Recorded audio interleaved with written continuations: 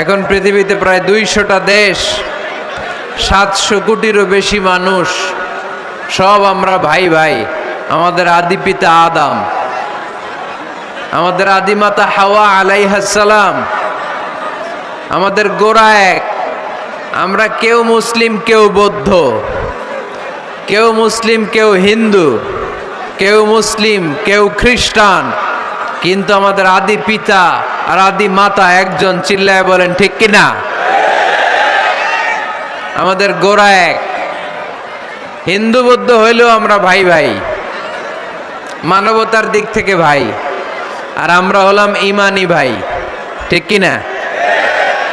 দেখেন, যেখানে হিন্দু লোকটাও আমার ভাই, বৌদ্ধ লোকটাও আমার ভাই, খ্রিস্টানও আমার ভাই, সেখানে আমরা মুসলমানরা একসাথে এক টেবিলে বসতে পারি না। কিন্তু আমাদের নবী এক, আমাদের কোরআন এক, আমাদের কাবা এক, আমাদের মদিনা শরীফ এক। চিল্লায় বলেন ঠিক কিনা?